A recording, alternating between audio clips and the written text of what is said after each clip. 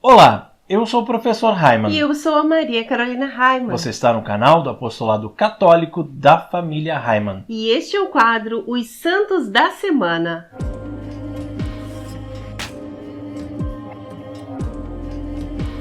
Hoje nós vamos falar dos santos que vão do dia 22 de agosto ao dia 28 de agosto.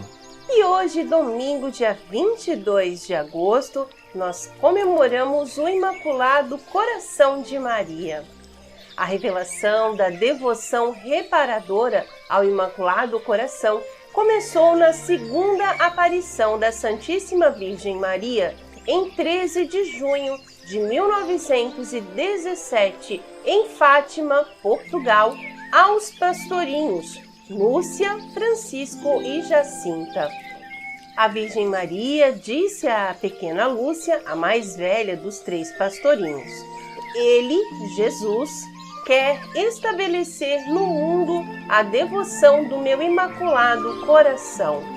Logo após ouvir essas palavras, os pastorinhos viram Nossa Senhora com um coração na mão, cercado de espinhos.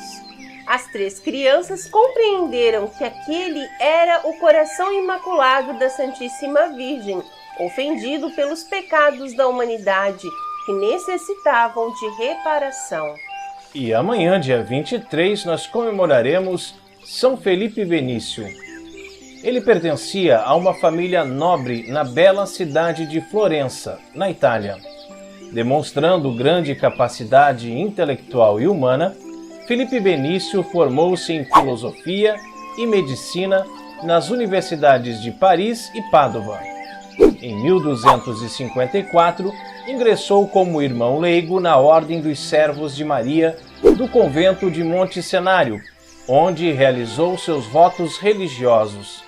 Recebeu a ordenação sacerdotal, tornando-se presbítero em Siena em 1258. E na próxima terça-feira, dia 24 de agosto, nós vamos comemorar São Bartolomeu.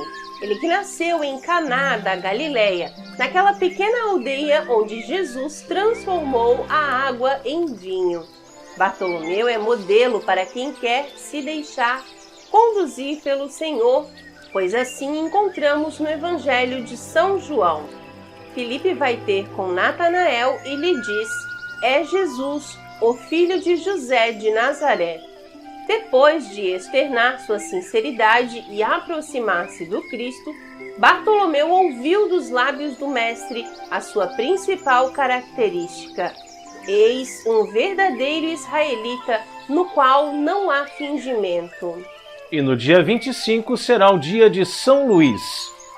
Ele nasceu a 25 de abril de 1214 e teve a graça de ter uma mãe muito religiosa, tanto assim que o aconselhava depois do batismo: Filhinho, agora és um templo do Espírito Santo.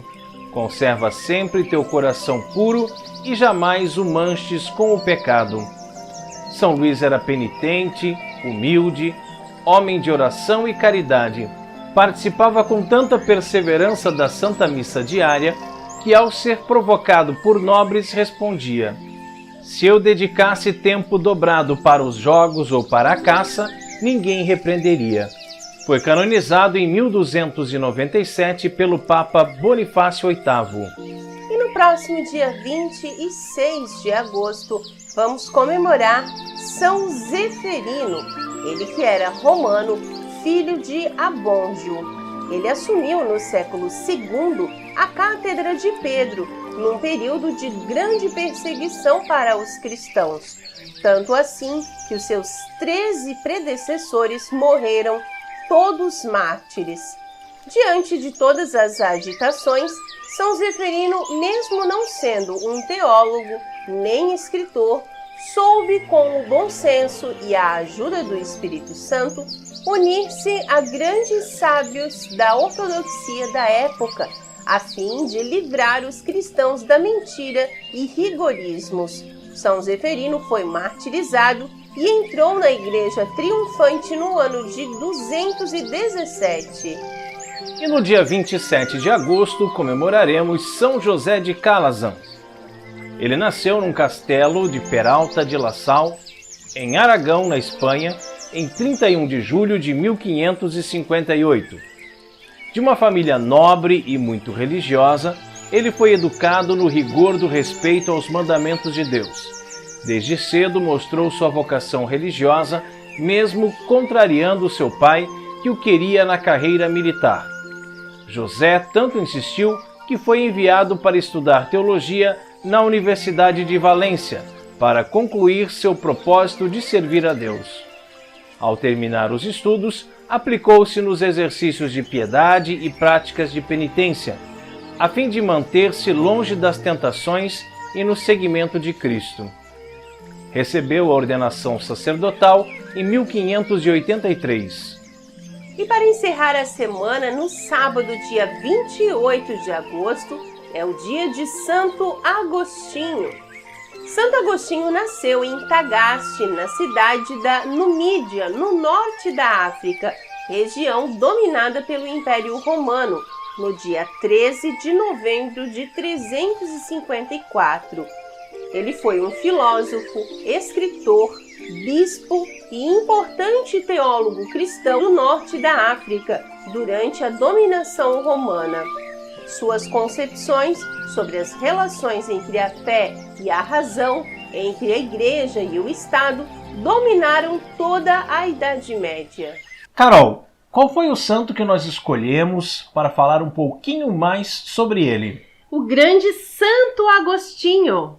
Aurélio Agostinho nasceu no dia 13 de novembro de 354, na cidade de Tagaste, hoje região da Argélia, na África. Era o primogênito de Patrício, um pequeno proprietário de terras pagão. Sua mãe, ao contrário, era uma devota cristã, que agora celebramos como Santa Mônica. Mônica procurou criar o filho nos seguimentos de Cristo. Não foi uma tarefa fácil. Aliás, ela até adiou o seu batismo, receando que ele o profanasse. Mas, a exemplo do provérbio que diz que a luz não pode ficar oculta, ela entendeu que Agostinho era essa luz. Aos 16 anos de idade, na exuberância da adolescência, foi estudar fora de casa. Na oportunidade, envolveu-se com a heresia maniqueísta e também passou a conviver com uma moça cartagiense que lhe deu em 372 um filho, Adeodato. Assim era Agostinho, um rapaz inquieto, sempre envolvido em paixões e atitudes contrárias aos ensinamentos da mãe e dos cristãos. Possuidor de uma inteligência rara, depois da fase de desmandos da juventude, centrou-se nos estudos e formou-se brilhantemente em retórica. Excelente escritor, dedicava-se à poesia e à filosofia. Procurando maior sucesso, Agostinho foi para Roma, onde abriu uma escola de retórica. Eu não queria interromper o seu vídeo, mas o assunto é verdadeiramente muito importante. Nós estendemos nossas mãos para lhe pedir ajuda. Nossa família evangeliza através das redes sociais e temos vídeos diários no YouTube. O nosso apostolado tem transformado muitas vidas e contamos com a sua generosidade. Mande um Pix para nós, de qualquer valor, por mais insignificante que possa parecer, pois o pouco com Deus é muito. Seja um sócio evangelizador. A chave Pix está aparecendo aqui na tela. Deus te abençoe e recompense. Salve Maria! Foi convidado para ser professor dessa matéria e de gramática em Milão. O motivo que o levou a aceitar o trabalho em Milão era poder estar perto do agora santo bispo Ambrósio, poeta e orador, por quem Agostinho tinha enorme admiração. Assim, passou a assistir aos seus sermões. Primeiro, seu interesse era só pelo conteúdo literário da pregação, depois pelo conteúdo filosófico e doutrinário. Aos poucos, a pregação de Ambrósio tocou seu coração e ele se converteu, passando a combater a heresia maniqueísta e outras que surgiram. Foi batizado junto com o filho Adeodato pelo próprio bispo Ambrósio, na Páscoa do ano de 387. Portanto, ele com 33 e o filho com 15 anos de idade. Nessa época, Agostinho passou por uma grande provação. Seu filho morreu. Era um menino muito inteligente a quem dedicava muita atenção e afeto. Decidiu, pois, voltar com a mãe para sua terra natal, a África. Mas Mônica também veio a falecer no porto de Óstia, não muito distante de Roma. Depois do sepultamento da mãe, Agostinho prosseguiu a viagem, chegando a Tagaste em 388. Lá decidiu-se pela vida religiosa e, ao lado de alguns amigos, fundou uma comunidade monástica, cujas regras escritas por ele deram depois origem a várias ordens femininas e masculinas. Porém, o então bispo de Hipona decidiu que a luz não devia ficar oculta e convidou Agostinho para acompanhá-lo em suas pregações, pois já estava velho e doente. Para tanto, ele consagrou Agostinho sacerdote e logo após a sua morte, em 397, Agostinho foi aclamado pelo povo como novo bispo de Hipona. Por 34 anos, Agostinho foi bispo daquela diocese, considerado o pai dos pobres, um homem de alta espiritualidade e um grande defensor da doutrina de Cristo. Na verdade, foi definido como o mais profundo e importante filósofo e teólogo do seu tempo. Sua obra iluminou quase todos os pensadores dos séculos seguintes. Escreveu livros importantíssimos, entre eles a sua autobiografia, Confissões e Cidade de Deus. Depois de uma grave enfermidade, morreu amargurado aos 76 anos de idade, em 28 de agosto de 430, pois os bárbaros haviam invadido a sua cidade episcopal. Em 725, o seu corpo foi trasladado para Pávia, Itália, sendo guardado na igreja de São Pedro do Céu de Ouro, próximo do local de sua conversão. Santo Agostinho recebeu o honroso título de doutor da igreja e é celebrado no dia de sua morte. Oremos.